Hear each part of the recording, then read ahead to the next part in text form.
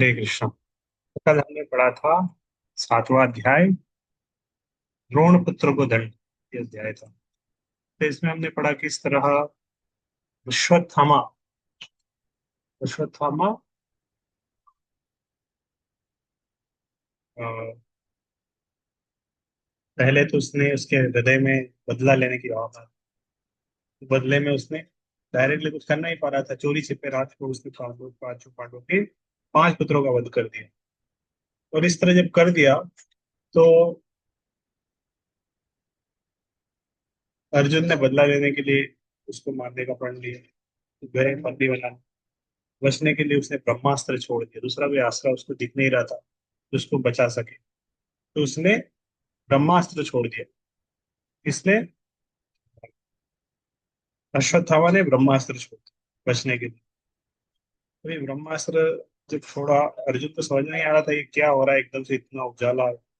भगवान कृष्ण अर्जुन के साथ में तुरंत कृष्ण ने भगवान को प्रार्थना करना शुरू कर दिया। कृष्ण कृष्ण महाबाहो देव देव जगत। इस तरह प्रार्थना हमने पढ़ी। तो इस तरह अर्जुन ने भगवान कृष्ण को प्रार्थना की।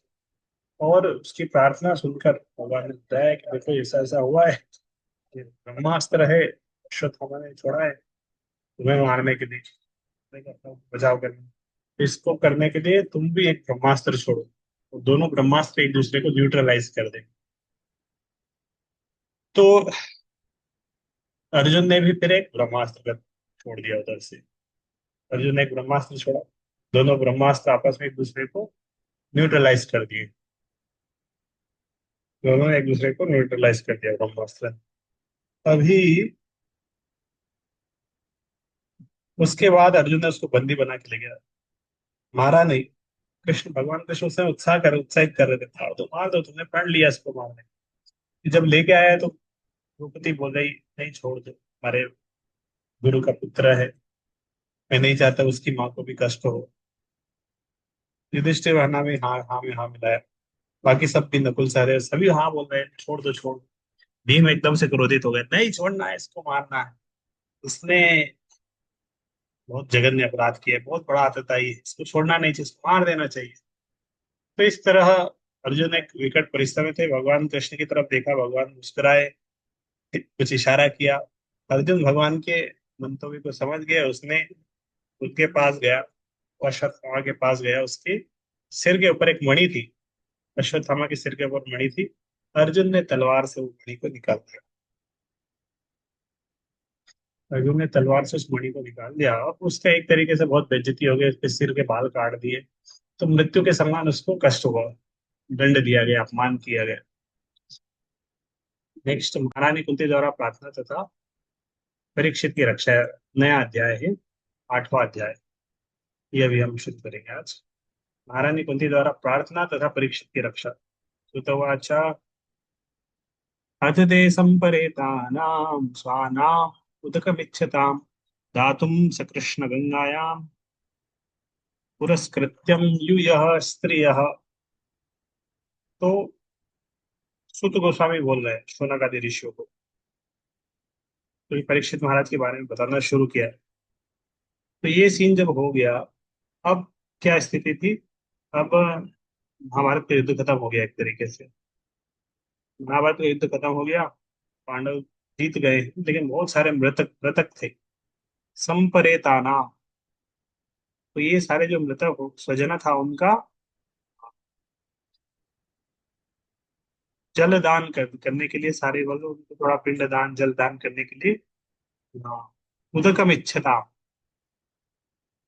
उनको जल दान करने के लिए सब लोग गंगा किनारे गए। दातुम सकृष्ण गंगायाम, दातुम देने के लिए। सकृष्ण मतलब यहाँ सकृष्णा शब्द आया। कृष्णा नाम है द्रौपदी का। द्रौपदी के साथ गए गंगायाम, गंगा के किनारे पर। और आगे आगे स्त्रियां थी, पीछे पीछे सब लोग चल रहे थे। सब लोग गंगा के तट पे गए। तो ये करीब परिवार में कोई व्यक्ति का निधन हो जाता है तो लोग पवित्र नदी में जाते हैं, उसकी अस्थियों का विसर्जन करते हैं, उसको एक लोटा जल अर्पण करते हैं। इस तरह जुलूस होता है, स्त्री आगे चलती है। तो पहले भी इस तरह 5 साल 5 4 साल पहले भी इस तरह हुआ। ते नियोद ते निनियोदकम सर्वे विप्लव च भृशम मनः। ते निनियोदकम, निनीय मतलब अर्पित करके, तो जल अर्पित किया उन्होंने। सर्वे विप्लव च भृशम पुनः, सर्वे, थोड़ा विलाप भी हुआ, तो इस तरह दे रहे हैं, विलाप आ जाता है, अपने आप रोना आ जाता है। भृशम मनः, और उनका मन हल्का हुआ।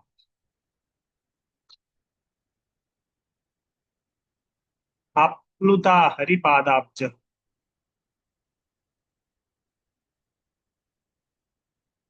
पूत सरित जले, रजः पूत सरित जले, उनके लिए शोक कर चुके, पर्याप्त गंगा जल अर्पित करने के बाद उन सभी ने गंगा में स्नान किया, और वो पवित्र जल भगवान के चरण कमलों की धूलि मिल जाने के कारण पवित्र हो गए।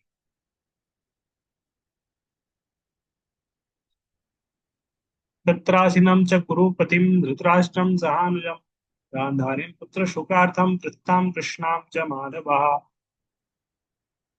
तो उधर कौन कौन थे? तत्रासीनं, वहां पर बैठे हुए थे, कुरुपति, कुरुओं के राजा, धृतराष्ट्र, धृतराष्ट्र उधर थे, सहानुजम, उनके अनुज भाई थे, सहानुजम, गांधारीम पुत्र शोकार्थम, गांधारी थी, उसको भी बहुत शोक था, उसके 100 पुत्र मारे गए। शोक आर्ताम, शोक से पीड़ित थी। प्रथाम, कुंती को, कृष्णाम, द्रौपदी, द्रौपदी का एक नाम है कृष्णा, कृष्ण और कृष्णा, तो हमें जोर से नहीं बोलना चाहिए, कृष्णा मतलब द्रौपदी है, कृष्ण, कृष्णा द्रौपदी का नाम, प्रथा है कुंती का नाम। अच्छा, माधव, भगवान कृष्ण भी थे उधर, कृष्ण भी वहां पर उपस्थित थे। तो इस तरह युद्ध आपस में हुआ था, लोग प्रभावित हुए, महाराज युधिष्ठिर, उनके भाई द्रौपदी, गांधारी, धृतराष्ट्र, सब बहुए थी, तो सबके सबके कोई ना कोई रिश्तेदार थे, तो उनको इस तरह उन्होंने शोक जल अर्पण किया, शोक किया। हाँ।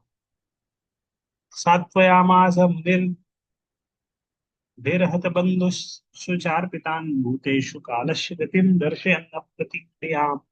सात्वयाम आस, ऐसी स्थिति में क्या होता था? सांत्वया, सांत्वया मतलब सांत्वना देना, ढाढ़स बधाना। सांत्वयाम आस, ढाढ़स बधाया। मुनि भी, वहां पर कुछ मुनि लोग भी उपस्थित थे, हत बंधुन, और जिनके मित्र संबंधी मारे गए थे, वो सब भी थे, कुछ मुनि लोग थे जिनके रिलेटिव चले गए थे, वो सब भी थे। तुषा अर्पिता, तो सबको थोड़ा एक धक्का लगा हुआ था, उनके रिलेटिव नहीं रहे, नहीं रहे सब। भूतेषु कालस्य गतिम, तो ये सब जीवों के ऊपर, भूतेषु मतलब जितने भी जीव है, कालस्य गति में, ये सर्व परम काल की गति है, और सब इस काल की गति में एक दिन पिसने वाले हैं। काल की चक्की है, चल रही है, पहले जो लोग थे सब उस चक्की में पिसे हैं, अब नए लोग हैं, वो भी उसमें पिसेंगे, इसमें कोई वो नहीं है। दर्शन प्रतिक्रिया, उसका कोई उपचार नहीं। सर्वशक्तिमान के कठोर नियमों, जीवों पर उनकी प्रतिक्रिया को दृष्टांत देते हुए भगवान कृष्ण तथा सारे मुनियों ने समस्त स्तब्ध एवं शोकार्त जनों को ढांढस बंधाया। कृष्ण सबको बोल रहे थे कि हो जाइए, क्या कर सकते हो, होता है ऐसा, परमेश्वर का नियम है, सब शरीर है, एक दिन तो सबको मरना ही है। जैसे किसी के घर में हम जाते हैं, एकदम से किसी का मृत्यु हो गया ना, तो उधर सांत्वना देना पड़ता है, लोगों को बताना पड़ता है। तो इस तरह से एक दूसरे को सांत्वना दे रहे थे, सब भगवान के अधीन है, ऐसा तो है नहीं कोई हमेशा जीने वाला, तो इस तरह सांत्वना दी गई।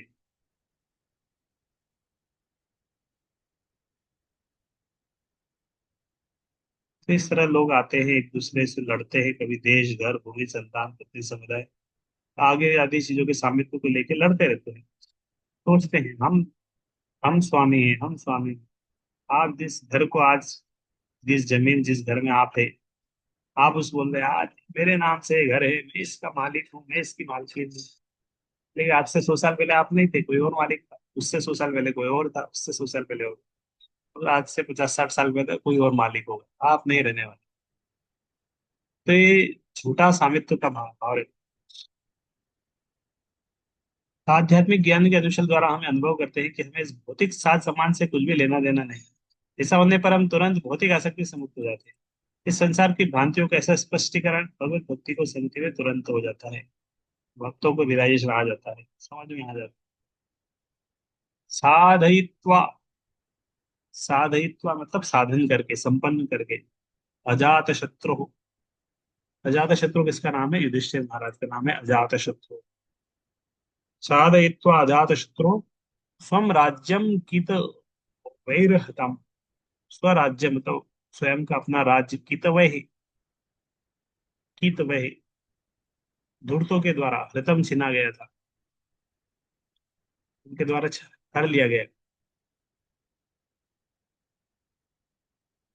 तो उनको घात करके, उनको मारने के बाद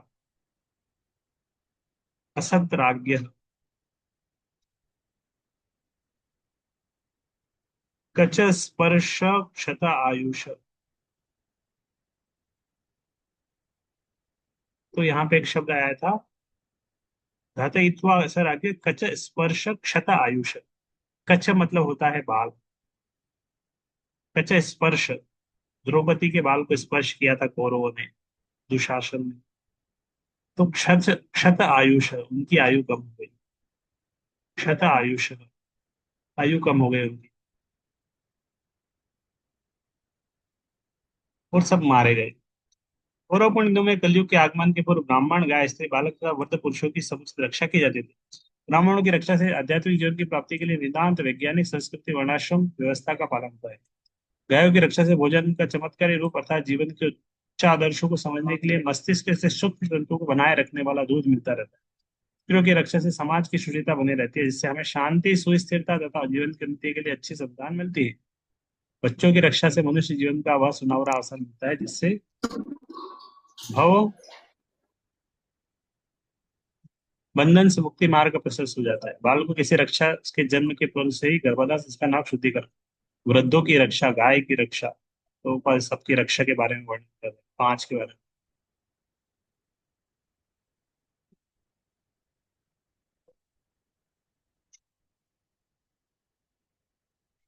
लेकिन आज किसके लोग रक्षा कर रहे हैं? कुत्तों की रक्षा कर रहे हैं, बिल्लियों की रक्षा कर रहे हैं, गाय की रक्षा नहीं कर रहे, उसको छोड़ दिया है। तो किसी का भी, सबका रक्षा करना चाहिए, किसी भी निर्दोष प्राणियों का वध करना सही नहीं है, अपमान भी नहीं करना चाहिए। इस तरह अगर हम करते हैं तो आयु क्षीण होती है, आयु कम होता है।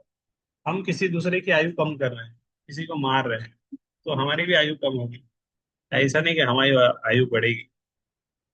कलयुग में इन जीवों की सुरक्षा नहीं हो पाती, वर्तमान पीढ़ी की आयु काफी घट गई है, आजकल लोगों की आयु कम घट गई है।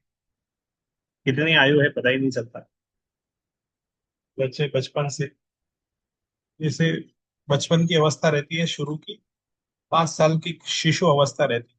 उसके बाद नेक्स्ट नेक्स्ट अवस्था आती है उगंड अवस्था, फिर आती है कुमार अवस्था, 15 साल तक, 16 साल तक।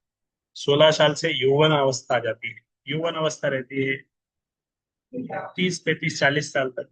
उसके बाद आ जाता है आधा उम्र, अधेड़ उम्र आ जाती है। आधा व्यक्ति, आधा उम्र उसकी निकल गई है 30, 40 के बाद। उसके बाद आ जाता है जरा अवस्था।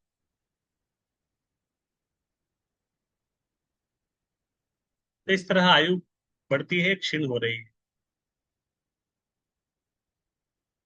याज इत्वा अश्वमेधे तम त्रिधि उत्तम कल्पके तथा पावनम दिक्षु शतमन्यो इव अंतनोत। याजयित्वा संपन्न करके, अश्वमेधे, अश्वमेध यज्ञों के द्वारा जिनमें घोड़े की बलि दी जाती है।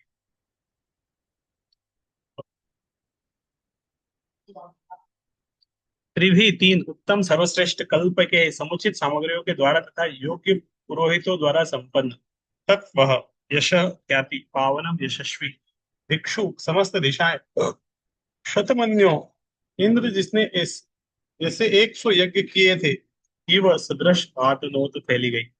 भगवान श्री कृष्ण ने महाराज युधिष्ठिर से 3 श्रेष्ठ अश्वमेध यज्ञ संपन्न कराए। इस तरह उनकी पवित्र ख्याति 100 यज्ञ करने वाले इंद्र की तरह सर्व दिशाओं में फैल गई। अश्वमेध यज्ञ मतलब यही पूरे पृथ्वी के सम्राट है, इनसे ऊपर कोई नहीं है। तो युधिष्ठिर महाराज अश्वमेध यज्ञ करके पूरे पृथ्वी के एकमात्र क्या बोल सकते, चक्रवर्ती सम्राट की कैटेगरी में आ गए थे। फिर वो सारे जितने भी राजा थे, सब उनके अंडर में थे।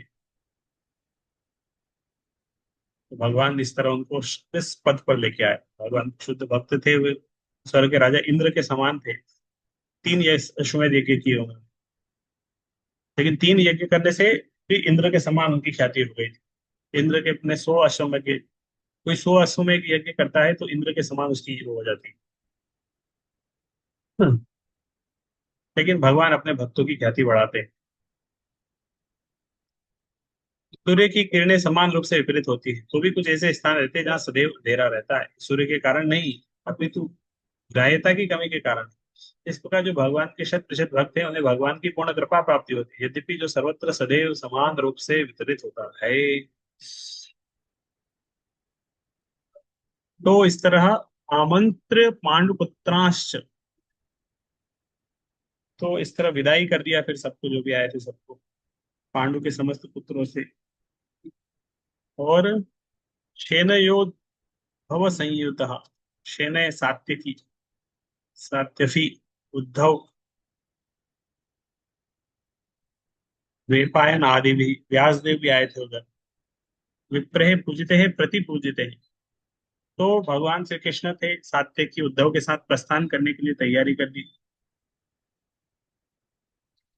तो भगवान अभी बोले अब तो सब कुछ हो गया है, युद्ध हो गया है, युधिष्ठिर राजा बन गए हैं, सब कुछ सारे काम हो गए, चलो अब हम जाते हैं वापस, अब द्वारका जाते हैं। तो सात्यकी उद्धव के साथ भगवान जाने की तैयारी कर रहे हैं। तो व्यासदेव वगैरह सब उपस्थित थे, भगवान के जाने की तैयारी हो गई है, रथ के ऊपर बैठे हुए बैठ बैठ गए हैं। विदाई समारोह हुआ। तो विदाई वाला सीन चल रहा था भगवान का, कि भगवान को विदाई कर रहे हैं। तो भगवान का विदाई वाला सीन चल रहा है। अब गंतुम कृतमतिर्ब्रह्मन् द्वारकाम रतमास्थित। तो गंतु मतलब जाने के लिए इच्छुक है अभी भगवान। कृतमति ही, संकल्प कर लिया है कि हाँ जा रहे हैं, इतनी टाइम में, इतना इतने समय हमारा ट्रेन है, ये रिजर्वेशन, इस समय निकलना है। कहाँ जाना है? कृतिमति ब्रह्मन द्वारकाम रथम आस्थित, द्वारका जाने के लिए रथम आस्थित, रथ में आरूढ़ हो गए हैं अभी। द्वारका जाने के लिए भगवान रथ में आरूढ़ आरूढ़ हो गए हैं। उपलेभे अभिधावंतिम तराम भय विभला। उपलेभे देखा, अभिधावंतिम तेजी से आती हुई, तराम उत्तरा को देखा।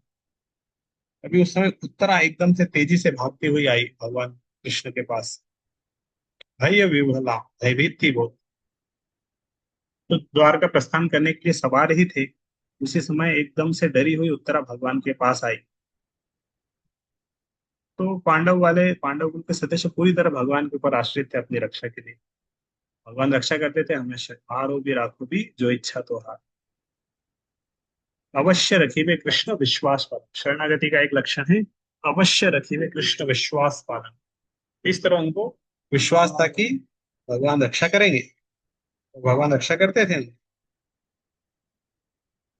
तो उत्तरा उस समय गर्भवती थी, उनके गर्भ में परीक्षित महाराज थे। और उत्तरा ने देखा कि एक एक अस्त्र उनके उसकी तरफ आ रहा है, उसको मारने के लिए।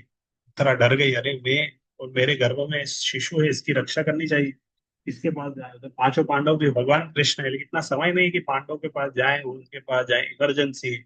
सीधे कृष्ण के पास उत्तरा गई और उत्तरा प्रार्थना करने लगी, महामाही पाहि पाहि महायोगीन देव देव जगतपते नान्यम त्वद अभयम पश्ये यत्र मृत्यु परश्यति। तो उत्तरा ने भगवान से प्रार्थना किया। उत्तरा की प्रार्थना है भगवान से। इससे पहले सबसे पहली भागवत के प्रथम स्कंद में सबसे पहली प्रार्थना आई थी अर्जुन कृष्ण की, अर्जुन की आई थी। अर्जुन ने भी बोला था ना, कृष्ण कृष्ण महाबाहो देव देव जगतपते, इस तरह कुछ। भी इसी तरह यहाँ पे उत्तरा की प्रार्थना है, वो भी रक्षा कर रही, पाही पाही, रक्षा करिए, पाही महा, नान्यम तदहम पश्य यत्र मृत्यु परस्परम। महायोगी भगवान, महायोगी देव देव, सबके देव देवताओं के देवता, जगत के पति, न अन्यम त्वत, न अन्यम, न अन्यम त्वद अभयम पश्ये।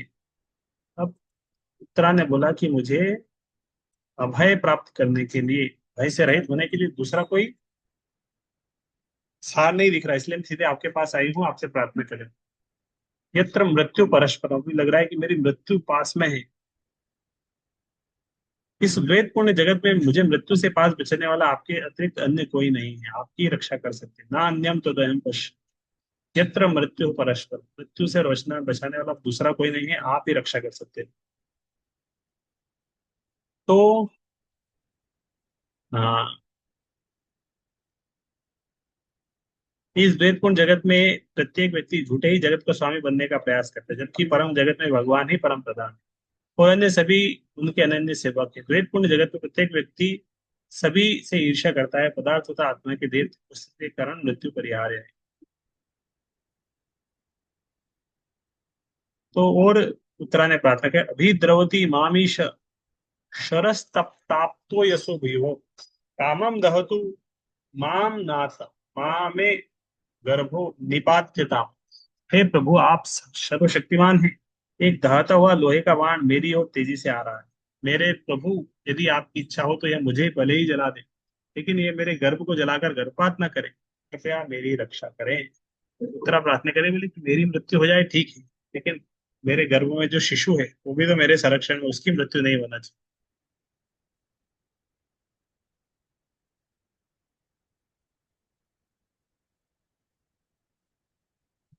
तो यहाँ पे महाराज परीक्षित उसके गर्भ में थे। तो परीक्षित रहता उसका परम धर्म था, माता के ऊपर बहुत बड़ा उत्तरदायित्व है कि वह शिशु की सभी तरह से रक्षा करे। अतः भगवान श्री कृष्ण के समक्ष अपनी बात करने में उत्तरा दजा ही नहीं।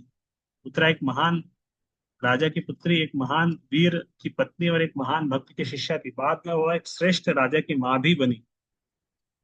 वह सभी प्रकार से भाग्यशाली है। तो उत्तरा का सौभाग्य देखिए, उसके दादाजी हैं, उसके ससुर जी हैं इन अर्जुन, पति है अभिमन्यु, पिता भी इस तरह है। बाद में वह एक श्रेष्ठ राजा की माँ भी बनी। सही प्रकार से भाग्यशालिनी थी, राजा की पुत्री थी। उवाच उपधार्यौचस्तस्या भगवान् भक्तवत्सल अपांडवम् इदं कर्तुम द्रोणरस्त्रमवद्यत। सुद गोस्वामी ने कहा, उसके वचनों को धीरज के साथ सुनकर अपने भक्तों के प्रति सदैव अत्यंत वत्सल रहने वाले भगवान श्री कृष्ण तुरंत समझ गए कि द्रोणाचार्य के पुत्र अश्वत्थामा ने पांडव वंश के अंतिम वंश को समाप्त करने के लिए ही ब्रह्मास्त्र छोड़ा। तो भगवान समझ गए कि ब्रह्मास्त्र आ रहा है जो वध करने वाला है, परीक्षित को मारने के लिए।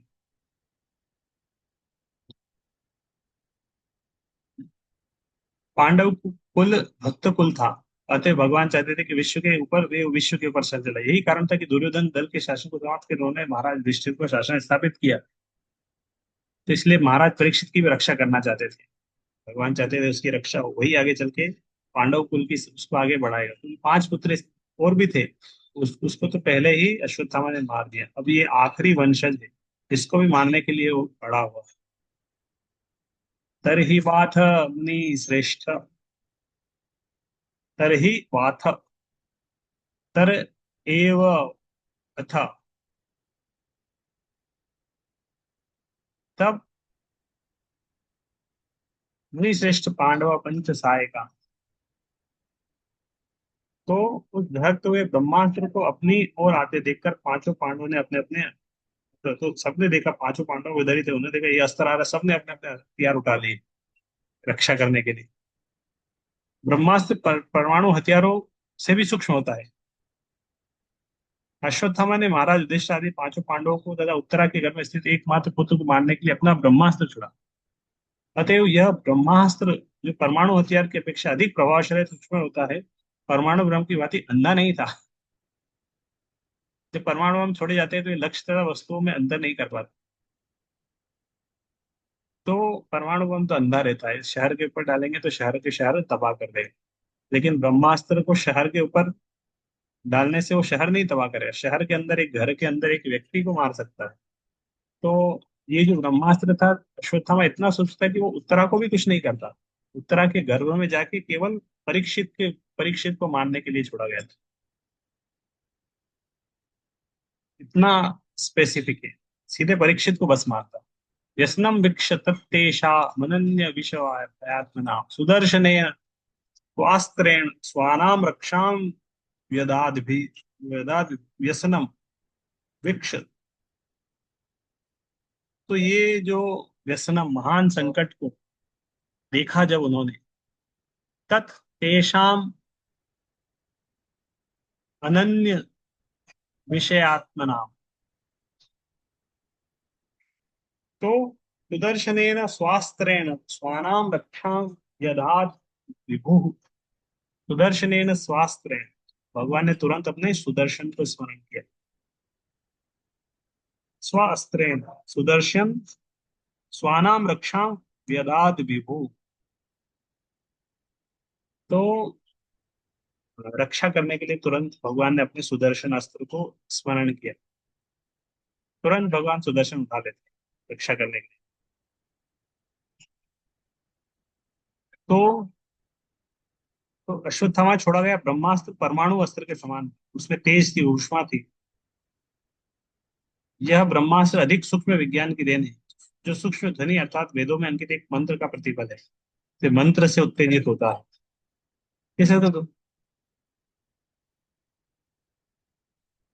इस अस्त्र का दूसरा गुण यह है कि यह परमाणु बम के समान अंधा नहीं होता, क्योंकि अन्य किसी क्षति के बिना केवल लक्ष्य पर ही इसका संधान किया जा सकता है। अश्वत्थामा जैसे पांडुकुल के समस्त पुरुष व्यक्ति को समाप्त करने के लिए उठा। अतएव यह एक तरह से परमाणु बमों से अधिक घातक है, क्योंकि यह सर्वाधिक सुरक्षित स्थान में भी प्रवेश कर सकता था, लक्ष्य को कभी नहीं चुकता था। ये सब जानते हुए भगवान कृष्ण ने तुरंत अपने भक्तों की रक्षा करने के लिए निजी अस्त्र उठा लिया। भगवान के भक्त सीधे भगवान के ऊपर आश्रित होते हैं, तो रक्षा करते हैं। उनके भक्त कभी विनष्ट नहीं होते।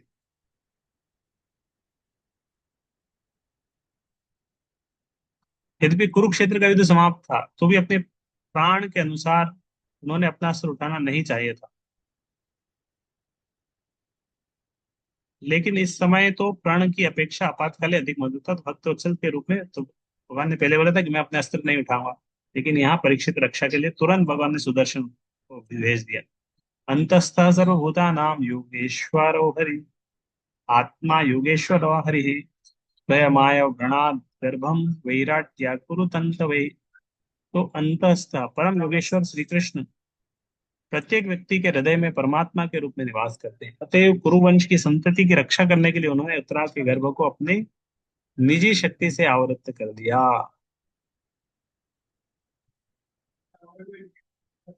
कुरुवंश की संतति की रक्षा करने के लिए उन्होंने उत्तरा के गर्भ को अपनी निजी शक्ति से आवृत्त कर दिया। परम योगी भगवान परमात्मा रूप में अर्थात अपने पूर्ण अंश के रूप में एक ही समय में प्रत्येक व्यक्ति के हृदय में अथवा परमाणुओं के भीतर भी निवास करते हैं। अतः उन्होंने महाराज परीक्षित को बचाने के लिए, महाराज गुरु के वंश की रक्षा करने के लिए उत्तरा के गर्भ को आच्छादित कर दिया।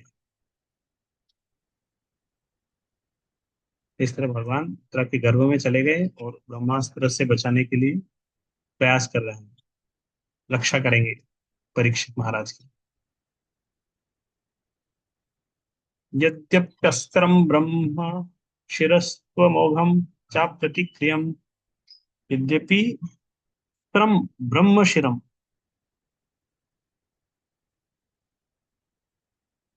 तो जो ब्रह्मास्त्र होता है अमोघ रहता है, अपना कार्य करके ही रहता है, उसको कोई वो नहीं कर सकता, निवारण नहीं कर सकता। लेकिन ब्रह्मा के ऊपर है भगवान विष्णु, तो वो उसको वो कर सकते हैं, निष्क्रिय कर सकते हैं। बाकी कोई नहीं, ब्रह्मा के नीचे में कोई उसको निष्क्रिय नहीं कर सकता ब्रह्मास्त्र को। लेकिन विष्णु अगर चाहेंगे तो निष्क्रिय कर सकते हैं। कोई नोटिस आया है, हाई कोर्ट से कोई नोटिस आया है, तो फॉलो करना पड़ेगा। लेकिन उस नोटिस के अगेंस्ट में जाना है तो सुप्रीम कोर्ट में जाना पड़ेगा। फिर सुप्रीम कोर्ट का कोई नोटिस आएगा तो हाई कोर्ट का नोटिस कुछ नहीं कर सकता।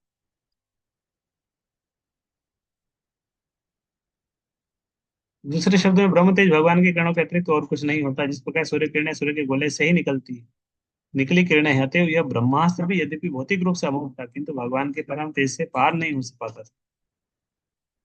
मां मंस्था हितदाश्चर्यं सर्वाश्चर्यम् च्युत येदं माया देव्या सृज भक्त्यति रंत्यज। तो मां मत मंस्था सोचो। तो शुद्ध गोस्वामी बोल रहे हैं कि हे ब्राह्मणों, इस इसे गोई तथा अच्युत भगवान के कार्यकलाप में विशेष आश्चर्यजनक मत सोचो। तो ये कोई बहुत बड़ा आश्चर्य नहीं कि भगवान इस तरह हृदय उसके गर्भ में चले गए, रक्षा कर रहे हैं। तो ये कोई बड़ा आश्चर्य नहीं है। तो छोटा सा, भगवान के लिए तो ये छोटा सा है, ये कोई बड़ा आश्चर्य नहीं है। ये तो भगवान कार्य करते ही हैं, इस तरह चिंत्य कार्य करते हैं, आश्चर्यजनक कार्य करते हैं। वे अपनी दिव्य शक्ति से समस्त भौतिक पूजनों का सृजन पालन संहार करते हैं, यद्यपि वे स्वयं अजन्मा है। इस प्रकार ब्रह्मास्त्र के विकिरण से बचकर भगवान की भक्त सती कुंती ने अपने 5 पुत्रों तथा द्रौपदी सहित घर के लिए प्रस्थान करने को उद्यत श्री कृष्ण को इस तरह संबोधित किया। भगवान श्री कृष्ण के प्रति अनन्य भक्ति के कारण कुंती को यहाँ पर सती कहा गया है। अब उसके मन को आगे दी हुई भगवान की स्तुति में व्यक्त किया जाएगा। भगवान का सच्चा भक्त कभी अन्य किसी से, यहाँ तक कि संकट से उबारने के लिए भी किसी जीव या देवता से दया की भीख नहीं मांगता। यही विशेषतया लगातार सारे पांडव कुल में बनी रहे। श्री कृष्ण कहते अन्य किसी को नहीं जानते थे, अतएव भगवान भी सभी परिस्थितियों में उनकी हर प्रकार से सहायता करने को उद्यत रहते थे। ये भगवान का जो स्वभाव है, भक्त की निर्भरता को पुरस्कृत करते हैं। अतएव मनुष्य को चाहिए कि अपूर्ण जीवों या देवताओं से सहायता की याचना न करे, अपितु भगवान कृष्ण से याचना करे। तब कुंती महारानी प्रार्थना करना शुरू होती है। यहाँ से कुंती महारानी की प्रार्थनाएं शुरू होती है। कुंती उवाच नमस्ये पुरुषं त्वाद्यम् ईश्वरः ईश्वरं प्रकृतेः परम् अलक्ष्यं सर्वभूतानां अंतर्बहिरवस्थितम्। कुंती महारानी की प्रार्थना है। ये तो बहुत अच्छी प्रार्थना है, इनको रोज पढ़ना चाहिए, श्रवण करना चाहिए, याद ही कर लेना चाहिए। नमस्ते पुरुषम तो आद्यम। तो कुंती महारानी प्रार्थना कर रही है, नमस्ते नमस्ते पुरुषम तो आद्यम, भगवान को प्रणाम कर रही है। अभी भगवान क्योंकि जाने की तैयारी में है, रथ के ऊपर बैठ गए हैं। उस समय कुंती महारानी प्रार्थना कर रही है कि नमस्ते पुरुषम तो आद्यम ईश्वरम प्रकृति परम, हे परम पुरुष, त्वाद्यम, तो आद्यम, आद्यम मतलब मूल ईश्वर, तो आद्यम ईश्वरम, आद्यम ईश्वर मतलब मूल ईश्वर। थोड़ा की छोटे छोटे मोटे ईश्वर है, लेकिन भगवान है आद्यम ईश्वरम, मूल ईश्वर, परम ईश्वर। प्रकृति है परम, प्रकृति के ऊपर है, भौतिक ब्रह्मांड को नियंत्रित है। अलक्षम सर्वभूतानाम, अलक्षम मतलब विजिबल नहीं है, दिखते नहीं है सबको, दृश्य है सर्वभूतानाम, लेकिन अंतर बहिर अवस्थितम, सब जीवों के हृदय में भी स्थित है, बाहर में भी स्थित है। समस्त वस्तुओं के भीतर तथा बाहर में स्थित सभी के लिए अदृश्य है भगवान। तो कुंती महारानी प्रणाम से शुरू किया प्रार्थना, नमस्ते पुरुषम तो, प्रार्थना के साथ उन्होंने बोलना शुरू किया।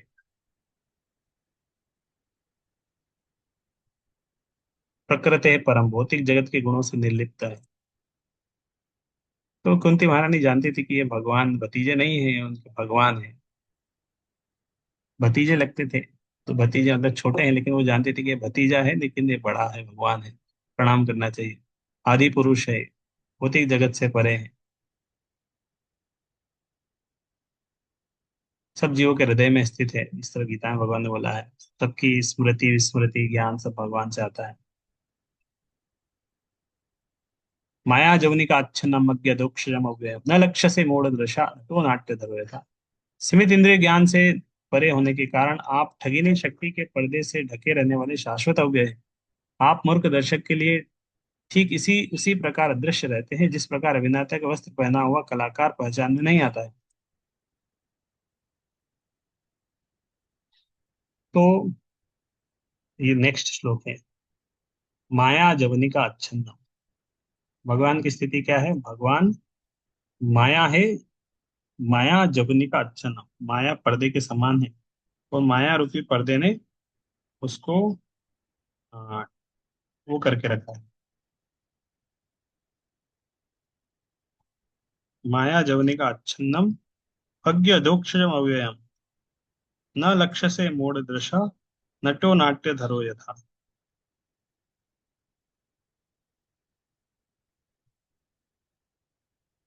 न लक्ष्य से मूढ़ दृशा नटो नाट्य धरो यथा।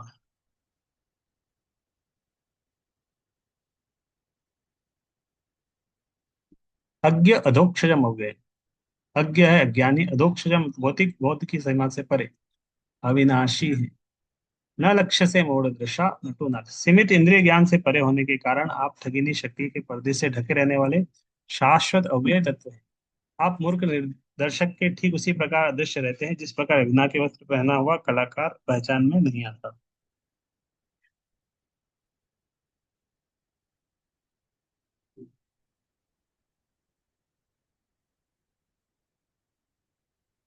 तो यहाँ पे एक अच्छा शब्द है, क्या है? अज्ञ नटो नाट्य धरो यथा। नटो नाट्य धरो यथा। अभिनेता का वस्त्र पहना हुआ कलाकार, कोई व्यक्ति एक्टर है, तो जब एक्टिंग करता है, मूवी में रहता है, तो वो कोई दूसरा ड्रेस पहनता है, दूसरा ड्रेस पहन लेता है। तो अ, दूसरा ड्रेस पहन लेता है, और उसके बाद अ, पहचान में नहीं आता है। तो इस तरह भगवान भी जब आते हैं लीला करने, इस तरह लीला करते हैं, बाकी लोग समझ नहीं पाते हैं कि ये भगवान है। कुंती महारानी जानती है भगवान है, परम पुरुष। बाकी लोग अरे कृष्ण है, ये ग्वाल बाला है, इधर जन्म हुआ उधर जन्म हुआ। तो मूर्ख दर्शक नहीं समझ पाते हैं। एक बार एक नाटक चल रहा था, बहुत सारे ऑडियंस थे उसमें। तो एक छोटा लड़का था, उसके माता पिता में से कोई अ, पिताजी शायद उस ड्रामे में रोल कर रहे थे। तो ड्रामे में कोई रोल मिला होगा जिसमें उनका थोड़ा मेकअप वगैरह किया होगा, तो फेस चेंज हो जाता है। कोई व्यक्ति, मान लो बूढ़े व्यक्ति का रोल दिया उनको, तो उनका बेटा देख रहा था ड्रामे को। तो ड्रामा चल रहा है, वो बेटा देख रहा है, देखा देखा लग रहा है व्यक्ति को। उसके पिताजी को पहचान नहीं पा रहा है। तो आवाज भी धीरे धीरे लगा, आवाज भी पहचानी पहचाने लग रही है। थोड़ी देर ड्रामा चला, अलग अलग सीन चल रहा है, ड्रामा चल रहा है। एकदम से उसका दिमाग चला, अरे ये तो मेरे पिताजी है। एकदम से उसको लगा कि अरे ये तो मेरे पिताजी है। समझ गया, वो आवाज से पहचान गया, चेहरे में भी एक्सप्रेशन वगैरह से समझ में आ गया, ये तो पिताजी है। जोर से चिल्लाया, अरे पापा, आप है। मैं पहचान नहीं पाया, जोर से भाग के स्टेज के ऊपर चढ़ गया, जाके पिताजी के पास में चला गया। ड्रामे के बीच में, मतलब ड्रामा चल रहा है, सब लोग देख रहे हैं, वो जाके उसको पापा पापा पापा करते करते स्टेज के ऊपर जाके चढ़ गया। उसको क्या, इतना बुद्धि नहीं है, इतना ज्ञान नहीं है कि नहीं ये ड्रामा चल रहा है, रुकना नहीं चाहिए, नहीं जाना चाहिए। तो चला गया इस तरह उसका। तो भगवान भी इस तरह आते हैं भौतिक जगत में, नटो नाट्य धरो यथा। नाट्यधर अभिनेता के रूप में आते हैं, एक्टिंग करते हैं, लोग समझ नहीं पाते, अल्प ज्ञान में समझ नहीं पाते।